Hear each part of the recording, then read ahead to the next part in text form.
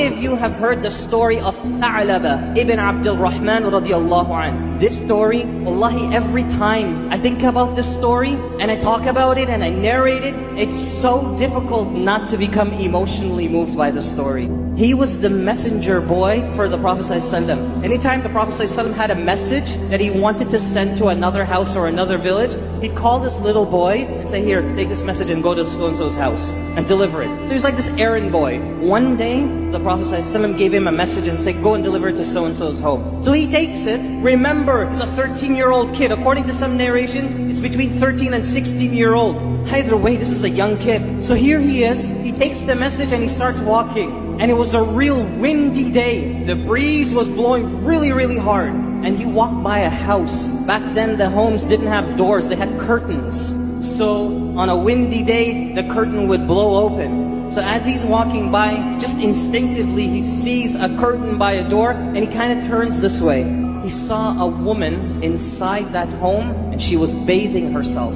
As soon as he looked, he turned away immediately, and he started crying, and he ran away. He actually ran outside of Medina. He ran outside of Medina, and he left. You know why? Listen to what the 13-year-old kid is thinking now. He said, oh my goodness, I just saw this woman, and Allah now is going to put me in the hellfire. That's what he's thinking. What do 13-year-old kids think when this stuff happens to them? So he's thinking, my God, Allah is going to probably send down a verse against me, so I'm going to run away. I don't want to confront the Prophet ﷺ about this. He runs away. Nobody hears from him again. Eventually, when the Prophet ﷺ is leading the companions in prayer, after a couple days, he notices Tha'laba isn't around anymore. And he says, where is Tha'laba? Where is he? I haven't seen him. Imagine, this is the leader of the ummah. He's concerned about one child.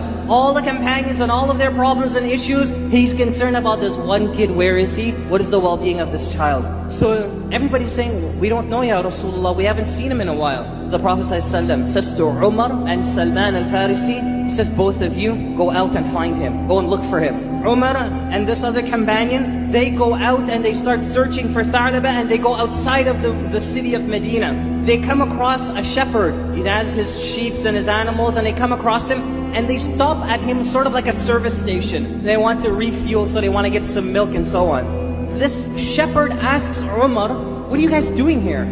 It's kind of abnormal to see you guys from Medina coming around this area. So Umar says, we're just looking for somebody, a young kid. You wouldn't know who he is. So the shepherd, you know what he says? He says, perhaps you're talking about the kid who drinks the tearful milk. The tearful milk. So Umar was kind of interested. What are you talking about? So the man said, every single day around Maghrib time, there's a kid that walks down from the mountain